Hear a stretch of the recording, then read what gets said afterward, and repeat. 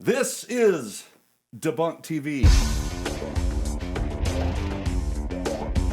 What is truth? They are two different claims. So, like, truth is basically subjective. This is a worldview thing. No fossilized eyeball, trust me. This is DebunkedTV.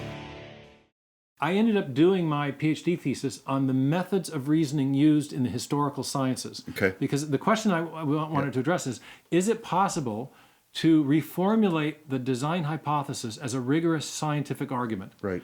Or a scientific inference? Right. And so I ended up studying Darwin's own method of scientific reasoning. And then use that. And I realized that the method that he and the natural historical scientists of the 19th century, Right. Charles Lyell, for example, Yep. the method that they were using provided a very powerful foundation for making the design inference. Yeah, their arguments are argument. Here's the argument. Yeah. Okay, the way they said, whenever you're trying to explain an event in the remote past, you should look to our present experience of cause and effect and look for a cause which is known to produce that effect in question. Yeah. If you can find only one such cause, then you can make a strong inference from the effect back to that cause. If we know that if we know it's true that when there's smoke, there's fire. Right. If we see Babies smoke come from moms, or walking whatever, up, yeah. we see smoke wafting up over the hillside, we can infer a fire below, even if we're not there to observe Yes, it. yep. Okay. So I got to thinking about this, and Lyell's had a famous phrase. He said, "We should be looking for causes now in operation." Okay. That's what is the best explanation of an event in the remote past? Right. It's one that evokes a cause which is now in operation. And in fact, if it's the only such cause, you can make a very strong inference back to it. Yep. And I got thinking into that, and I asked myself a question. What is the cause now in operation for the origin of information in a digital form? Yep. Because that's what we have in DNA. In fact, that was the big discovery of Watson and Crick in Right, 1953. They discovered first the structure of the DNA molecule. It's this beautiful double helix. Yep. But inside the helix, there are these chemical subunits called bases or nucleotide bases, which Crick later realized are functioning just like alphabetic characters in a written text. Yep. Or zeros and ones in a section So you of have machine the code. what are they? The AGTC The things or whatever? ACGT, Yeah, okay. right, yeah, So and you're saying what? So if one of those, and those are strung together hundreds of times, and if the sequence is off, something goes nuts. A gene is a section of DNA that roughly codes for a single protein. Okay. Proteins are the molecules inside cells that do all the important jobs. Okay. In virtue of the way they fold and the structures they adopt, but they only get those folded structures in virtue of very specific instructions on the DNA molecule. Okay. And a typical gene will have about 1,100 base pairs, they call it, Okay. 1,100 of the characters. Okay. Now, to get 1,100 ABC, four-character codes in the right order is a lot of information. Yes. It's a lot of bits. Yes. Okay, and it takes lots and lots of genes, oftentimes, to make large protein complexes and structures. So the big discovery of the molecular biological revolution, as it's called, is that information in a digital form is running the show at the foundation of life. So what do we know is a presently acting cause? Right. What's a cause now in operation that produces digital information? Right. Well, there's one we know of, and that's a mind. Mm-hmm. And as I had done this work on the history of origin of life, biology, and all the I knew that this field wasn't at a state of impasse. Right. All the other attempts to explain the origin of the information in the cell had failed. Yeah. Okay. Yep. So chemistry doesn't make code, but minds do. Yes. Essentially. Matter doesn't make code, but minds do. Yeah. I mean, part of this is that the information in DNA is also it's abstract in the sense that there is an independent symbol convention that confers significance on the arrangement of the characters. Yeah, so you have both a genetic text and a genetic code, which was later elucidated. Whenever we see information, especially in a digital or alphabetic form, and we trace it back to its ultimate source, we always find a mind, not a material process. Welcome to DebunkedTV. Bub Kuns right here. Carl Kerby right there. What have we been talking about? What's been going on? We have been dealing with the whole evolution issue. Yes, we have. From a variety of angles, especially coming at it from a different angle this time. Yeah, we're coming. This is what I like to call the philosophical implications of evolution, or the probability of evolution, or just evolution in math. You and Dr. Juan, this is your world, brother. It's not really I'm a bone guy. It's not really my world. I just knew it was important to cover. But what we really have is two opposing worldviews. Yes. And I'd like to remind people about ours, the Christian worldview, the biblical worldview, Yes. with a few verses, all right? Yes. This is what we believe. In the beginning, God created the heavens and the earth. Amen. That's diametrically opposed to what evolutionists would say. Correct. That it came out of nothing, or something happened, some cause we don't know about, and Right. we're just here. And when it comes to human beings, they believe that we came from a pile of goo, or however you want to do it, from the goo to the goo zoo to to you, you via the whatever. zoo, But you we know? think, so God created man in his own image. In the image of God, he created him. Male and female, he created them. That's why we have will. There's moral agency. There's love, and there's relationship. Because if you get this wrong, this is what the scripture teaches. If you don't hear God's revelation or read God's revelation, this is what typically happens to you. Yes. You'll fall away. You'll turn your ears from the truth, and you'll go to fables, which we believe, as we've shown in the fossil record and some of the other stuff, that this line of thinking, this evolutionary line of thinking, is a fable. It's One of the greatest fables ever been perpetuated on man in history. It's indeed it's a myth, and those kinds of mythical things that aren't true can have huge implications on how we live, and that's what we're going to get into. But first, you got something to say? You're breathing. I was going to say this. this. I was going to say this because, look, I think it's not only is it important to believe that God created. Yep. Absolutely. It's also important to believe that God created the way that He said that He created. Yes. And that's why we do these things, because for those that want to say that, well, God could have done this, He could have done this, He could have done this, you're absolutely right. Yeah. He could have done anything He wanted. He could have done anything, and we deal with that in one of the debunks. Can't lie, though. But He can't lie. And so it's just as important that He did what He said that He did, the way that He said that He did it. And that's why we're doing what we're doing with this type of episode. And so when you have an opposing worldview that says that's not how He did it, well, we got an answer to that. Yes, and we we're do. talking, from the simplest thing, if that's what they're going to talk about. It's just all we had is with a little simple cell, and we got all this new information. Right. Yeah. Here's our answer. let's This address is our slap on evolution is a fact, debunk number 15. Let's do it. Matter to man, protein to purpose, accident to president, and poo-poo to pawpaw. Welcome to the evolution revolution, my Stardust siblings. It's all the rage, Profs at prestigious universities, top-notch high school teachers, and all kinds of scientists the world over insist that evolution is a bona fide fact. But is it? Well, we're going to gander at the biggie and take it on mano a mano. How, you ask? With math. But before I jump into my speedy soliloquy, when I say evolution, I'm talking about mindless and undirected forces arranging already existing atoms over lots of time, eventually and ultimately producing all the life we see around us. Now, back to math and a little bit of chemistry. But don't worry, you don't need to know much to knock down this fallaciously feeble, finicky, and faulty Frankensteinian fable foisted fervently from fanciful figures framing fakery for Faustian fame. No, and here we go. This is a protein, the basic building block of life. A protein is made up of a chain of amino acids that bond together in a specific sequence. When it comes to living things, though, not just any amino acid will do, and not just any sequence will work.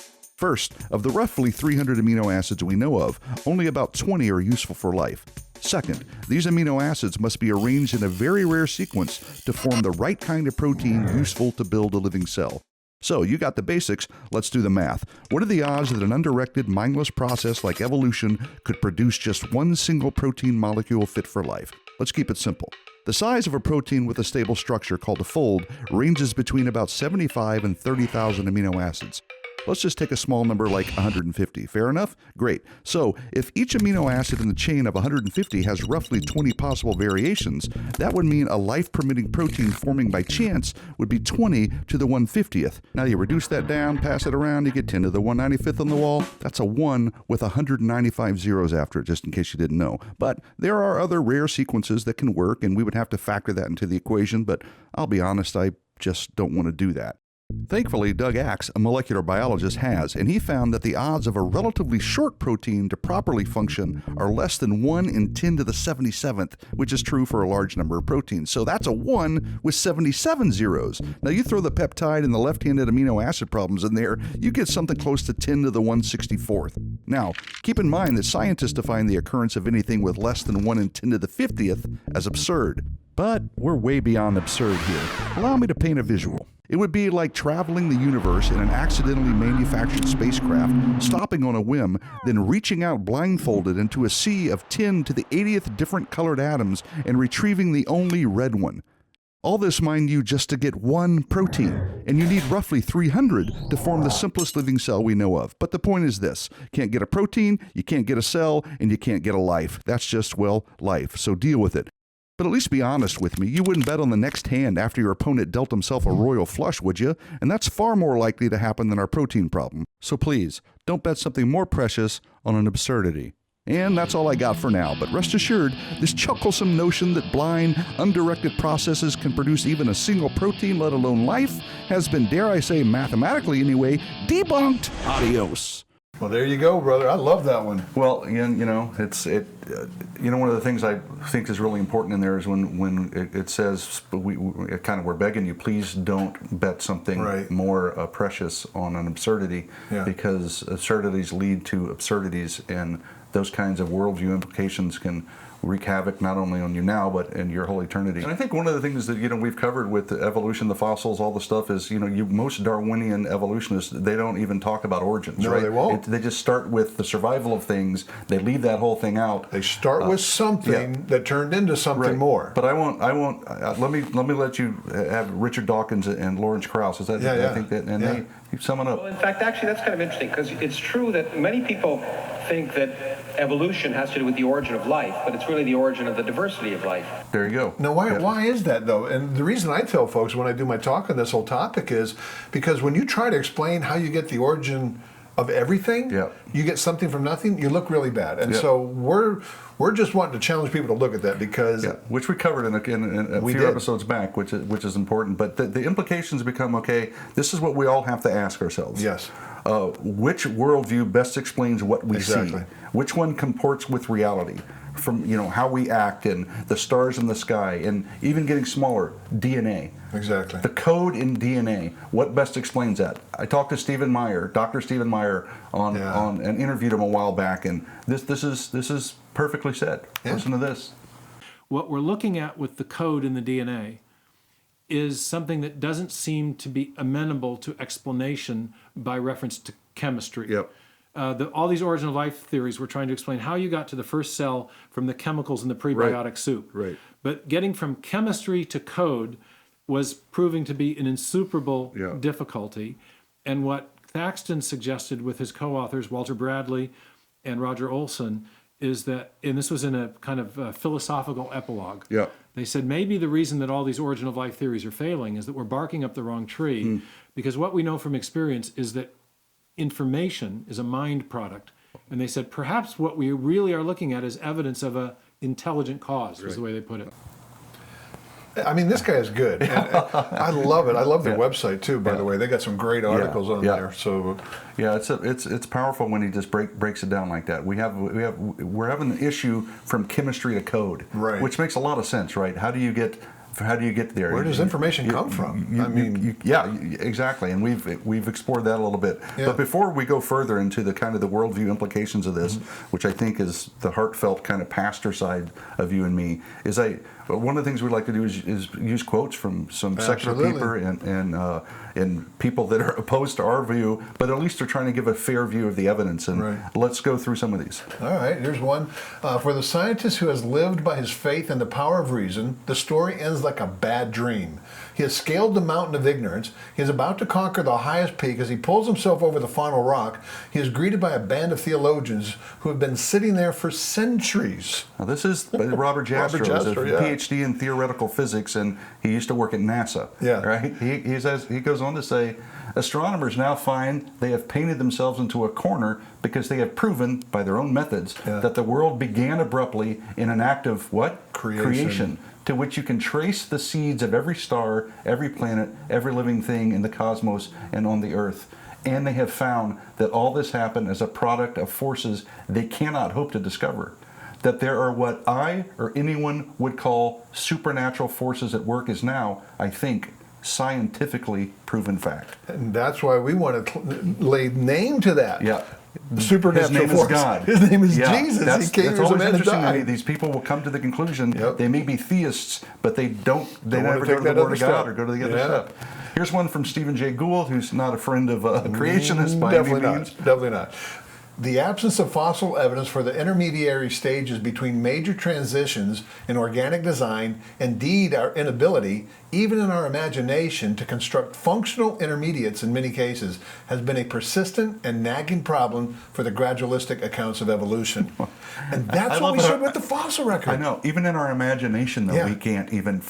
How do you, like, from you were saying, from the rat to the hippo? Like, Right. We can't even imagine how that would work, and we're trying to trace things down. It won't work. We got more, though. This is Richard Lewontin. He's a professor of biology emeritus at Harvard. Okay, again, not a creationist. Our willingness to accept scientific claims that are against common sense is the key to an understanding of the real struggle between science and the supernatural. We take the scientific community, we take the side of science in spite of its failure to fulfill many of its extravagant promises of health and life, in spite of the tolerance of the scientific community of unsubstantial just-so stories. Because we have a prior commitment to materialism. Yep. This is key. This is an evidence problem. This is what we've been trying to say from the beginning. If you already have that presupposition, already have that worldview, you're going to try to draw feet on things and put hands and stuff and put bones where they don't belong. And it's to a point where you can't help it. But the thing that I think you can help is to not have that a priori. Scientists shouldn't have that at all. Right. Evidence should lead to where evidence goes. I shouldn't go. I weed out everything except materialism, and that's something that we got to look at a lot. But he goes on to say, it is not that the methods and institutions of science somehow compel us to accept a material explanation, in fact there's none, of the phenomenal world, but on the contrary, that we are forced by our a priori adherence to material causes to create an apparatus of investigation and a set of concepts that produce material explanations. No matter how counterintuitive, no matter how mystifying to the uninitiated. Moreover, the materialism is absolute, for we cannot allow a divine foot in the door. This guy is super honest. Again, it is not evidence, it's interpretation of evidence. And those that don't believe in God cannot allow for there to even be a possibility of God because of the implications. Exactly. And the last one we'll put, because I think this is a great one, Sir Fred Hoyle. Go ahead. A common sense interpretation of the facts suggests that a super intellect has monkeyed with physics as well as chemistry and biology, and that there are no blind forces we're speaking about in nature. Okay, that's all. Let's put a name on it. His name is God. His name is Jesus. And he did what we said in the verses up front. And, but I want to dig in a little bit into the design thing, because I think it's fascinating. Let's go to Dr. Juan Valdez and have him kind of expound on this. Noticing design in the natural world is inevitable. Design is so pervasive that opponents of intelligent design have to resort to calling it merely the appearance of design. In The Blind Watchmaker, Richard Dawkins says, quote, "Biology is a study of complicated things that give the appearance of having been designed for a purpose." Francisco Ayala, the past president of the American Association for the Advancement of Science, says that the functional design of organisms and their features would therefore seem to argue for the existence of a designer. He goes on to say that Darwin's greatest accomplishment was to show that the directive organization of living beings can be explained as a result of a natural process, natural selection, without any need to resort to a creator or other external agent. But is that true? Did Darwin provide a natural mechanism to displace God, the intelligent designer? Obviously not. As we just saw, math alone is sufficient to undermine the entire argument of mindless processes accounting for what we see in the natural world. But let's go deeper into the math and the science. When we consider what happens during protein synthesis, dismissing the notion of an intelligent designer is no longer an option. This process confronts us with combinatorials. As you just saw in the debunked video, proteins are built from chains of amino acids, often numbering in the thousands. So why is it a problem for naturalistic explanations? Well, let me use a bike lock analogy for you. A typical chain bike lock has 4 dials. Each dial has 10 possible numbers that you can select for the dial. That gives us 10,000 possible combinations. Your bike is pretty safe in most places, but if you live in Miami, you need a little more security. Let's buy a lock with 10 dials. That gives us 10 billion possible combinations. How likely is it for someone to randomly choose 10 digits and get the right combination and steal your bike? A 1 in 10 billion chance. Now let's apply this to protein synthesis. Imagine a combination lock with the same 10 dials, but with 20 options instead of 10 per dial, since that's the amount of amino acids that we have to choose from. What are the odds of randomly selecting the right amino acid for each of the 10 spots available? That would be a 1 in 10 trillion 240 billion possible combinations. Yet, most proteins are not just 10 amino acids long. They are 100 and 250 amino acid sites. As a matter of fact, the average protein is 300 to 400 amino acid sites. Can you see what's going to happen to the numbers of possible combinations? But it gets worse for the deniers of intelligent design, because messenger RNA, one of the molecules that makes protein synthesis possible, is a chain of 3,000 amino acids. What do you think will happen to the numbers there? The odds are so incredibly minuscule that a scientific calculator defaults to infinity as their answer. I had to get my friends, a PhD in mathematics and an engineer, to help me do the math by hand. And the odds are 1.23 times 10 to the 3,903rd power. Now keep in mind that all this time we've been talking about just one protein. But how many proteins does it take to build a cell? The estimates are anywhere between 250 and 400 functional proteins to produce a simple single-cell organism. But what about all the functions of the cell? How many proteins are we talking about now? Collectively, proteins catalyze and control essentially all cellular processes. They form a highly structured entity known as a proteome. This is the set of proteins that carry out all of the functions in the cell. How many additional proteins are we talking about? A tiny yeast cell contains about 60 million protein molecules. All these millions of proteins cooperate to contribute to the life and health of the cell, responding dynamically to perturbations, each playing its role to provide energy from nutrients, deliver cargo, translate and maintain genetic information, remove waste, replicate, etc., etc., etc. Unguided random processes? Come on. Okay, I mean, design is important because, again, we said it multiple times, it's what we observe in reality. Okay? Exactly. The unguided, natural, quote unquote, natural forces that act on randomness and chance don't create designed things with purpose. Do not create information. Yeah. You just don't see it happen. You don't see it happen. You see everything going the opposite direction, quite frankly. It's always, is what you like you see. said, a mind product. Exactly. Information is a mind product. Yes. So what do we know about evolution? Here we go. It's admittedly unobservable, it's lacking fossil evidence, and it's a belief system about life on the Earth. We've seen these two, right? Oh yeah, we went in depth on that. If you have the scientific model, it's about test and repeating with my five senses. Yes. I can't test and repeat something that's 10 million years ago. That's I have to right. extrapolate. So the only thing I could look at is the fossil record, and now we got a massive lacking evidence. So what is that then? If you don't, it's some kind of belief system. It's a belief And this system. is where I want to dig in. Yeah. Because your belief system has massive, massive implications on how you live and who you are. It's critically important that we know these things because look at what, I mean, you're out there all the time. Yeah. You travel 200 days a week. You see kids. You hear 200 stories. days a year. Yeah, I mean, sorry, 200 days. I'm going to say a week, 200 days a week. Yeah, That's amazing. a lot of days, man. we're doing all kinds of math here today. But I mean, talk about like what you hear, what you see, the suicide rate and the implications of that. Yeah, that's what breaks my heart. Is America, the most Christian nation on the planet, we have suicide, the #2 killer of our teenage young ladies, right? Yeah. #2 killer. And you can go read some amazing books on it that break your heart about when you lose the fact that there's a creator, you are created in his image, and that your life becomes nothing more, that your value is based on how pretty, smart, talented you are, you end up in bad places because those things are always going to change. You're never going to measure up to what the world is telling you. This is beauty here.